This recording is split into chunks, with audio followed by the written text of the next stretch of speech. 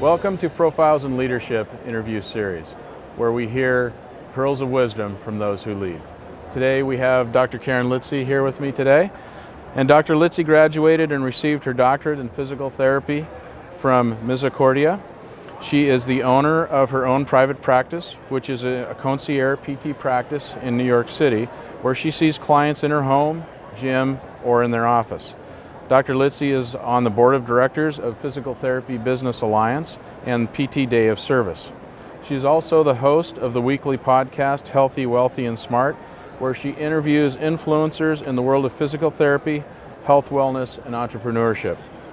You can follow Karen on Twitter at Karen Litzy NYC. So thanks for being here today, Karen. Thank you. I really appreciate it. So you have one of the leading podcasts in the PT profession. So share with us how you had the vision to start and how it has evolved since you started it, and including in that, tell us how many downloads you get, because it's pretty impressive. Okay, so I first started the podcast on it was an internet radio station. So I was interviewed by a friend of mine who had a show on this station, and afterwards the manager said, you know, you have a good voice, you sound smart, would you like your own podcast, Yeah. like your own show? And so I said yes, and this was probably like 4 years ago. Okay. And then I went back to school to get my doctorate in physical therapy, so it was work full-time, go to school full-time, do the podcast. So something had to give. So I dropped the podcast for about 2 years, and then came back to it, revamped it, and instead of going to a studio, I now just do it from my home or mobile at conferences like CSM. Right. And that's been about, I kind of revamped the whole thing 2 years ago, I'd say, a year and a half ago to 2 years ago. And now it's, you know, you learn from the mistakes that you made in the past. Right. As with everything. Sure. And so I certainly made a lot of mistakes with the podcast, and now it's getting better.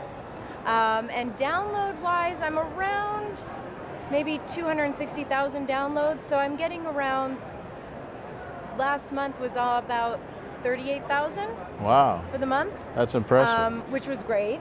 And it's a weekly, bi-weekly? Yeah, so it's normally a weekly podcast, but lately I've been doing a lot more interviews, and I can't wait to get them out. So now I'm doing two a week probably for the next couple of weeks, and then possibly go back to once a week again.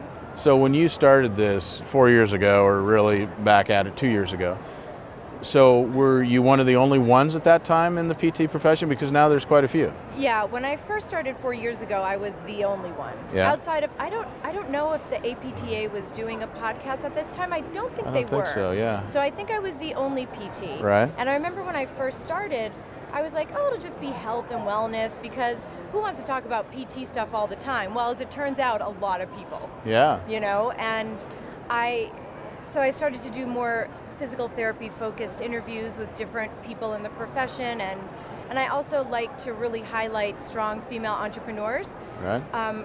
Even outside of physical therapy. Right. Because I can always bring it back. Yeah. Because everything is applicable in the PT world, even if they're not within the world. Well, as you know. yeah, and you've recently said that, you know, you want to expand this outside the PT world. 100%. And that not only for people outside the PT world, but PTs need to hear things outside of the PT world as well, because we get a little insular sometimes, right? Absolutely. And I also, another goal of mine this year for myself personally, and I think that it's showing in the podcast, is that I'm applying and pitching myself to podcasts completely outside of the physical therapy world, just to talk about what we do as physical therapists, because everyone always says, nobody knows what we do, and how come no one knows what we do? Well, if we only talk to each other as physical therapists, then no one is going to know what we do. So like I said at Graham Sessions, like I encourage people to go out and pitch to non-PT podcasts. So how do you find non-PT podcasts? I mean, what? Right. So I've been working with a publicity coach, which has been very helpful. So she funnels a lot of things to us in her group, and that's how I was able to get on Entrepreneur on Fire by John Lee Dumas, which is one of the biggest podcasts in the world. Yeah. And so because of that, I was asked to do 3 other podcasts that are entrepreneurial related podcasts. Okay. But what I suggest people to do is go to the iTunes app and hit on top charts, and then look into whatever. So if, for instance, if you work with dancers, go to dance podcasts and pitch yourself to a dance podcast as a physical therapist. Makes sense. You know, if you work in acute care, pitch yourself to there are a lot of physicians who have acute care podcasts. Pitch yourself to them. So you publicist, you're going to have an agent, you're going to show up on the Today Show soon, or what's the deal? I mean, that would be awesome, Wouldn't that but be I don't great? know about that.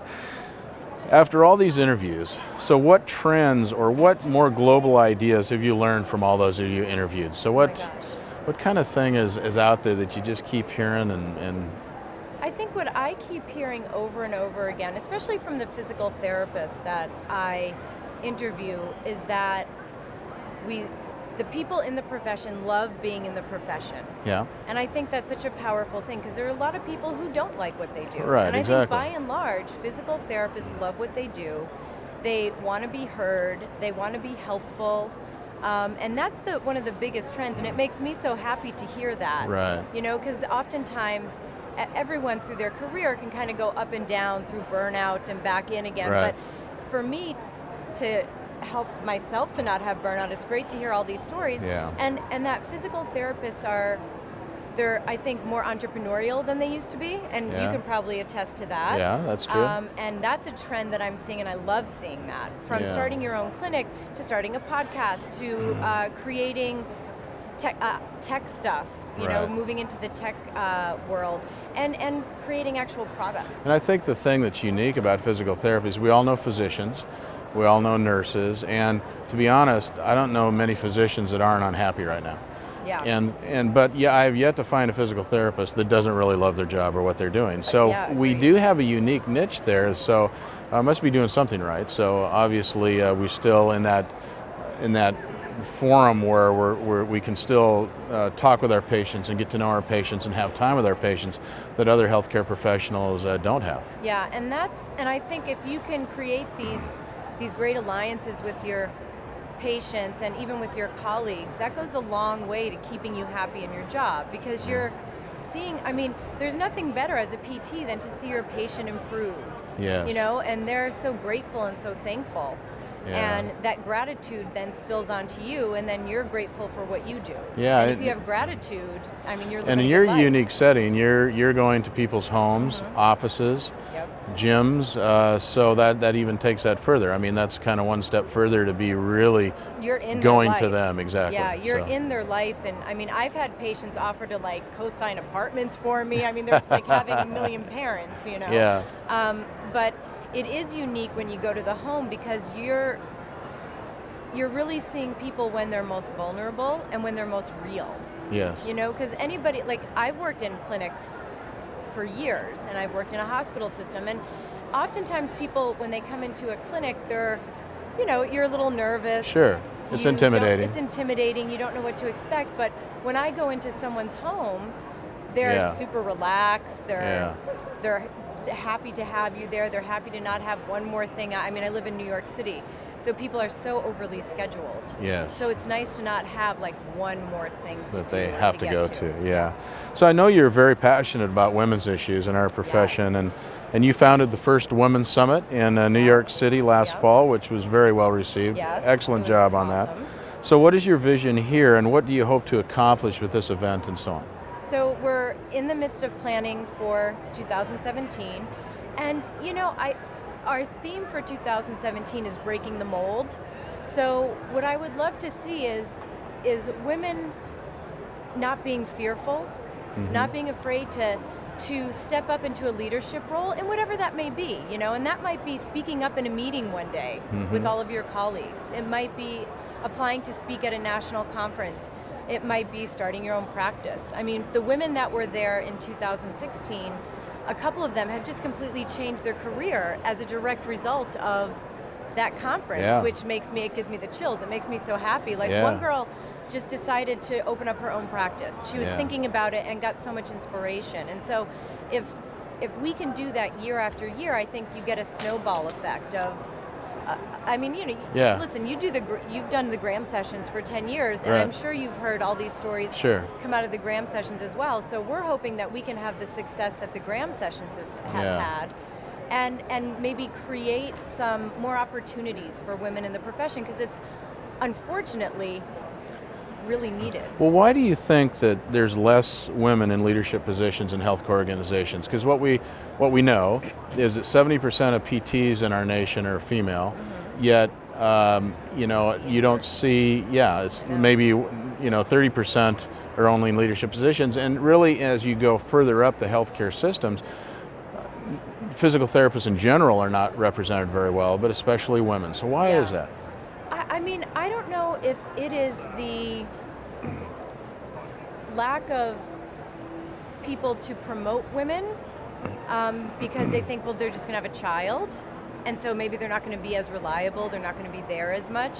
But as we know, you can come up with creative solutions for that, Right. So maybe if you're having a child or you have children, oftentimes those women are the women you want to hire because they're good at organization. They're good at conflict resolution. Exactly. They're good at bringing people together because they're doing it at home. Right. I think women need the support of spouses, friends, and families. So oftentimes, and I don't know if women are looking at these leadership positions and thinking, I don't think I can do this.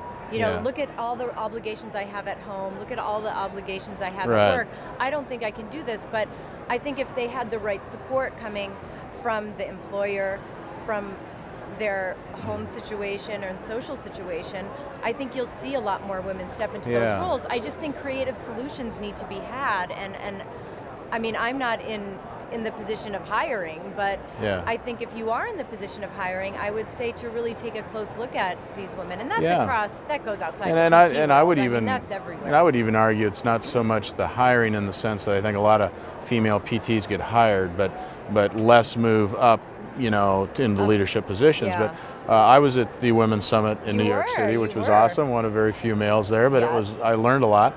And a couple of things that really intrigued me. One was the discussion about how sometimes women have trouble supporting other women in those roles.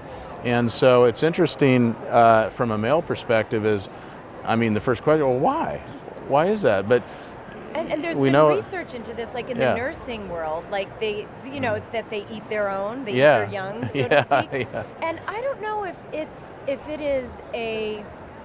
if women seem intimidated by women coming up the chain because they've fought so hard to get to where they are, and I'm just off the top of my head, I have no idea. Right. But if it's, you fought so hard to get to where you're at, and you don't want some younger woman coming up and taking over your role, I don't know. And I think that if women see that behavior in themselves or in others, it needs to be called out. And I think the more you call that out, the happier everyone will be, because we know just from the summit, like women and men supporting women works. Yes. We know it works. Yes. There's literature to support this. It works.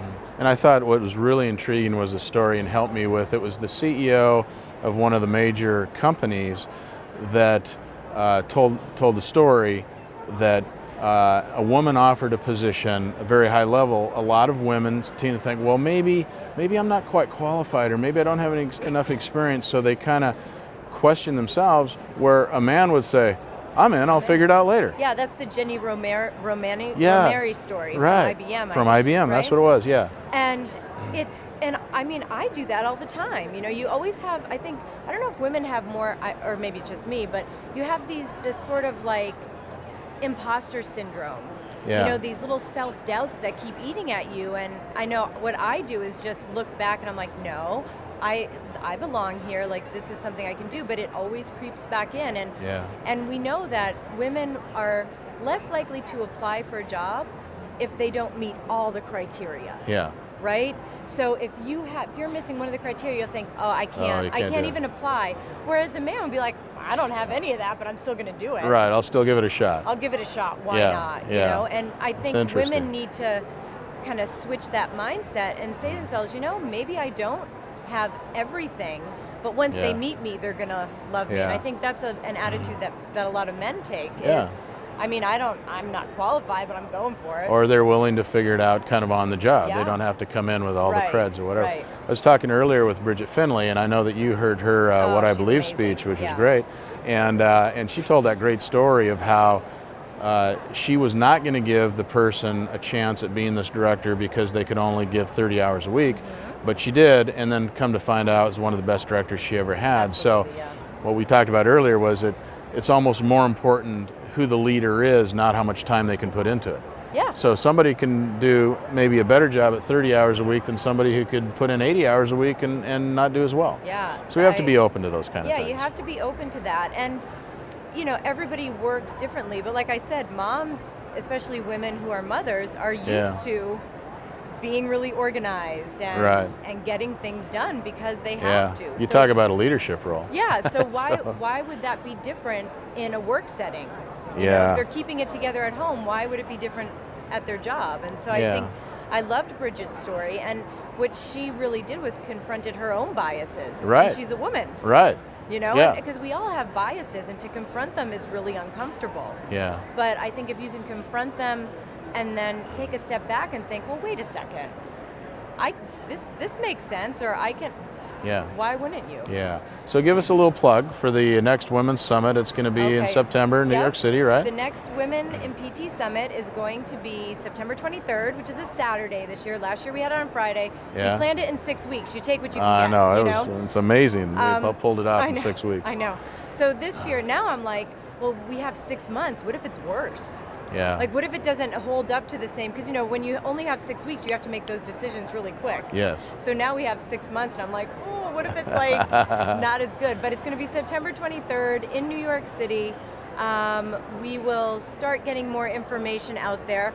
We can say that, I think I can say, that Sharon Dunn's going to be one of our speakers, Great. president of the American Physical Therapy Association. Right. So we're really excited about that. And we're, again, going to have non-PTs. Right. Like we did last year. We had 2 speakers who were non-PTs, one of which I know you love, we Oh, all love. Mandy was Mandy just Antonacci, amazing. who's a journalist Amazing. Yeah. for Sports Illustrated and Inc. And she just knocked it out of the park. She's one of those people that you go to something like that and you sit there and you're just totally mesmerized, and all you can think about is, how can I do what she's done? You know, Yeah. it's just so inspiring. She was really inspiring. And, Yeah. you know, quick story, her and I have known each other since we were like 13. Yeah. Because we played softball together Yeah. on the same travel team as kids. Yeah. You know, and so when I knew we were doing this, she's the first person that I reached out to. Yeah. And she really did us a solid Yeah. and came in. Well, and have her come back again. That'd listen, be people awesome. Yeah. actually said, like, could she come back? Yeah, because You she was know? amazing. She was great. Well, it's It was great to have people like that, and we all need those role models and those mentors that can just show us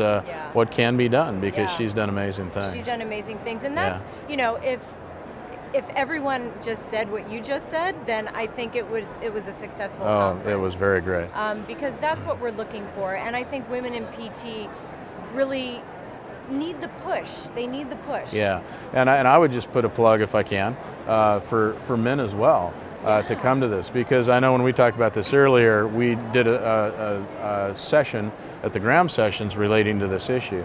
And as you said, we've often done this at like this meeting, combined sections meetings and other meetings, and you're speaking to the choir because everyone in there's a woman. That's right. And yeah. sometimes the men need to hear the struggles and whatever so that we can understand that from that perspective. Yeah. And so it was a one-day conference, and I came away with a lot. I thought it was wonderful, so it was really good. And we encourage men to come. You know, it's like saying we're going to have this huge discussion on race and only one race goes. Yeah, exactly. You know, it doesn't work. No, so we want the men to be there because we want them to hear. We want them to know what we're dealing with so that they can be our partners. Yeah, that's great. What needs to happen over the next couple of years in our physical therapy world so that we're included in this healthcare reform where we can actually have a significant role in reducing healthcare costs that we know have to change? I mean, I think the research has to really start showing not just, wow, we're really good at what we do, but wow, we save money. Yeah. So I think you need research that has very, very implicit financial implications. Yeah. You know, and I think if we can show, because in the end, like, we know we're good at what we do. We know that. Our patients know we're good at what we do. People like us. People want to come to PT. But in looking at the grand scheme of things, it unfortunately comes down to dollars and cents. Sure. So if we can show that, listen, if you come to us first for your musculoskeletal pains or dysfunctions, we'll get you better in less time for less money. Right, and that's, words can be overused, but the real word we're talking about here is value. Value. So in other words, what is the value of physical therapy? Because that means not only do I get better, but it was worth the cost, so to speak. It's not like I got better and it was hundreds of thousands of dollars. It's a good value where I got better, I changed my life, and I didn't spend a fortune. And also what physical therapists are really good at is boosting people's self-efficacy. So that, let's say you have a musculoskeletal pain or problem, you go to the physical therapist, and a year from now, that pain comes back. Well, you've been instructed by your physician, you know what to do, you can take care of yourself, so you're not being overly medicalized. One thing PTs don't do is we don't overly medicalize our patients, and I think that's really important. Right. So you give them that locus of control, you give them that self-efficacy, so then they know, well, I have this little pain, well, I don't have to run to the doctor. My physical therapist said this may happen, and this is, I know, I have the tools, I know what to do. So tell me about the patients that you see in their homes, in their offices, whatever. Do you take time to educate them on that fact? Oh, yeah. So that's one of your big things, right? That's one of my big, absolutely. So why doesn't every PT do that? They don't know. I think it's a little lack of knowledge. I mean, I just spent 2 days in a pre-conference course with Professor Peter O'Sullivan talking about how to increase the self-efficacy and give good education and talk to your patient. And really, I mean, he had patient examples. People were sobbing. Yeah. It was really powerful. But what was so interesting is in the beginning, there were a lot of physical therapists with a lot of pushback. A lot of pushback on what he was teaching, because it wasn't, well, if you just manipulate this, or if you just move this, or stretch this, or strengthen this. It was more of, let's teach the patient, let's give them an understanding of what's going on with their bodies and how they can deal with it in very simple terms. And there was a lot of pushback in the beginning. By the end of day 2, that pushback became, well, wait, how do you do this again? Yeah. And how can we So use why this was there with our pushback? patients? But what do you mean with the pushback? Because physical therapists, oftentimes what we're taught in school is not what I think newer research in pain science and neurology and immunology has been shown. It's just not taught in school because it's not on the test. Yeah. It's not on the test. It's not going to be taught, which is super whole annoying. nother subject. But whole other subject, super annoying. But I think people are like, well, if I didn't learn this in school, it's a confirmation bias. Okay. Yeah. And it's really, really hard to break through that bias because it's uncomfortable. Yeah. And it makes you question, have I been doing everything wrong all these years? Yeah. What's happening to me? And it's a big mind shift. Yeah. But it was able to be accomplished in 2 short days with a great instructor, mind you. And so if it takes that much for PTs, educated PTs in this world, just think how hard it is for your patient. Yeah. So you really have to not, if you show that bias, your patients aren't going to buy it. Right. So you have to be in it.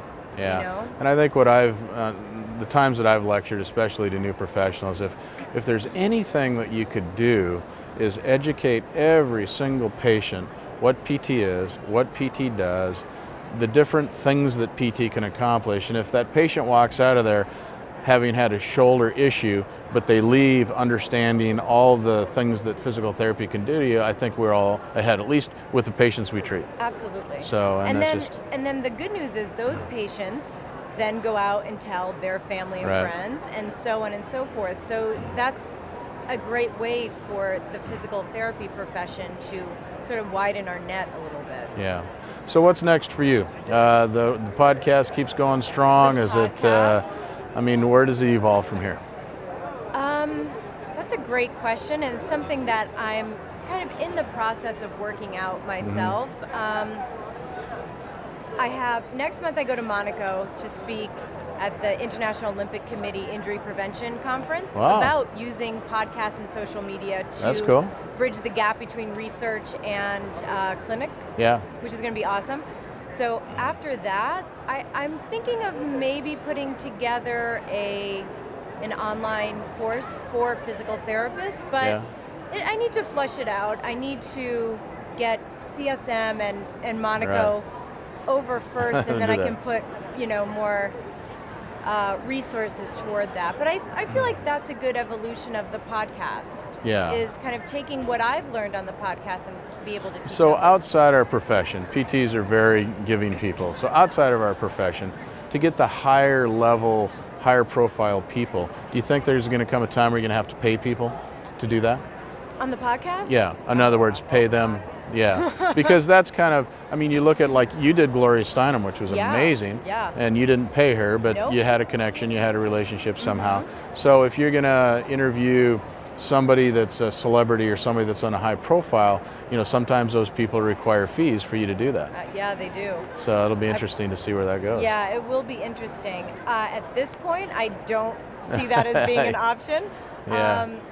But what I've also found is, I've had some female entrepreneurs who have spoken at the White House, who have huge global reaches, and they pitch me to come on to the podcast. Because don't forget, just because you're Gloria Steinem or you're David Butler, or these are people who still want to widen their net. They still want to speak. They want their voice to be heard. They want to get out into a different audience. So they see the quid pro quo, even though Absolutely. you're not paying them to be there. Yeah, so, even though I'm not paying them to be there, but there's still value in it because they're perhaps reaching people that didn't know about them before. Yeah. And like, for instance, I interviewed Laura Roeder, so she's the CEO of Edgar, which is a social media automation software. And as a result of that, I know so many PTs now who use Edgar. So was it worth it for her to pitch me to come on? Yeah. Absolutely. Yeah. She speaks at the White House on entrepreneurship, and so I think for the most part, if you reach out to people and you're genuine and you tell them what you're looking for and what your audience is, they're either going to say yes or no. But if you never ask the question, the answer is always no. That's exactly right. A 5-year-old told me that. That's good. That's a 5-year-old quote. Yeah, I remember that. Cecily DiStefano, who's a PT here, her son told me that. If you never ask the question, the answer is always going to be no. Yeah. So I'll pitch to everybody. Smart kid. Yeah, exactly. So what would your pearl of wisdom be to our listeners for those who want to pursue leadership positions in our field or outside our field? I would say know who you are. Be very, very clear on what your goals are. Don't pursue something just to pursue it. Don't say yes to something just to say yes to it. Know what your values are, know what your goals are, and if an opportunity aligns with those values and those goals, go for it. Put yourself out there. Pitch. Push yourself. If someone comes to you and it aligns with your goals, say yes. If it doesn't, politely say no or don't pursue that, because then you're taking up space in your life and in your head that isn't necessary, and you could be doing the stuff that really means a lot to you. So that would be my best advice. Yeah, thank you very much. Yeah. Well, appreciate you spreading the word. Your podcast, as we said when we started this program, is very well received. Yeah, thank you. It's out there. It's people listen to it all the time, and that's important. So thanks for spreading the word. Thank you. you. And thank you for being here, and thank you to VGM Advantage for letting us film this in their booth today. We're here at Combined Sections meeting in San Antonio, Texas, in 2017. So thank you very much, Karen. Appreciate it very much. Thank you so much. Thanks.